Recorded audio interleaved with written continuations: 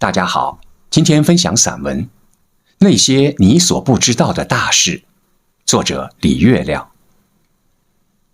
在你的生命里，经历了一些很重大的事情，可是你并不知道。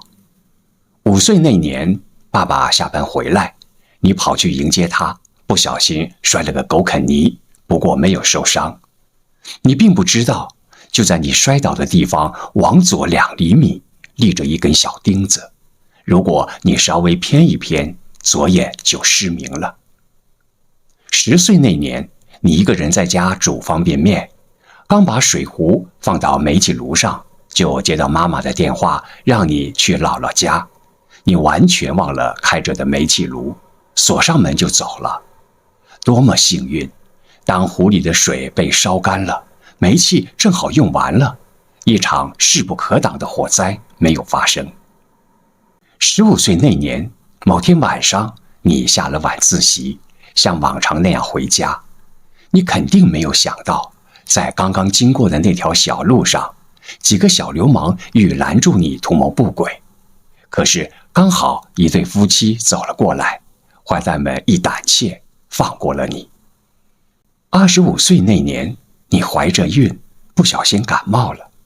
去医院打针时，粗心的大夫开错了药。当护士拿着绘制胎儿畸形的甲硝唑准备给你打时，路过的护士无意间看了一眼，刚走过去又折回来，悄悄提醒那个护士说：“孕妇不能用这个药啊。”谁也不知道，如果那天药打进去，会是什么结果。反正你是幸运的躲过了厄运。有那么多次，你都差点掉进悲伤的深渊，可是你幸运地躲过去了。不得不说，有那么多时候，上苍都眷顾着你，救你于苦海。如果知道了这些，你还会为了一点小困难、小失败、小痛苦去埋怨吗？考试的低分，恋人的背叛，身体的伤病，相对那些躲过去的灾难，这些算得了什么？所以，亲爱的，在困难的时候要相信，其实生活对你很眷顾。当然，在你的生命里，还有一些大事情你并不知道。6岁那年，爸爸准备送你去少年宫学习绘画，可是由于奶奶生病，那个暑假他们没有时间接送你，就把这件事放下了。没有人知道，如果当时得到专业的培训，以你的天赋，就会在这方面取得不凡的成就。18岁那年，你暗恋已久的男生准备向你表白，信已经写好了，又专门跑到你家楼下，小心翼翼地投进信箱。可是他记错了楼号，那封信被邻居拿到，疑惑了好久之后给丢掉了。一个男孩，一段青春里最美好的恋情，就这样与你擦肩而过。24岁那年，你到一家非常好的单位求职，费尽心思，终于闯到最后一关，却还是失败了。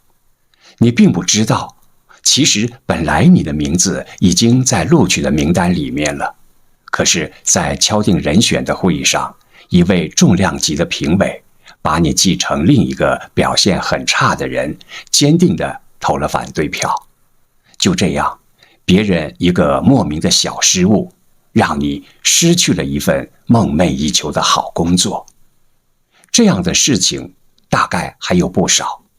有那么多次，命运本来已经要改变了，却在最后的关头，因为莫名其妙的偏差，调转了方向。哦，或许你的命运实在不怎么样。所以，亲爱的，当你的彩票中了奖，当你的古董升了值，当你顺利地考上大学，又考上了研究生，当你成为单位里最年轻的管理者，不要让自己飘起来，不要轻易地以为自己的运气和实力多么好。要知道，这只是你人生里本来可以发生的美好事情的一部分，还有一部分你并没有得到。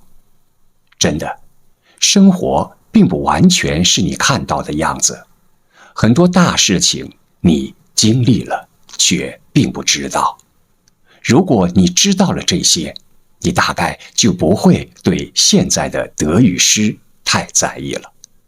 没错，每个人都不是步步摔跟头的倒霉蛋，更没有人是一帆风顺的幸运的宠儿。看淡那些事情，平静而踏实地经历生活的起落，相信你会生活得更好。好，刚才分享了散文《那些你所不知道的大事》，作者李月亮，感谢收看。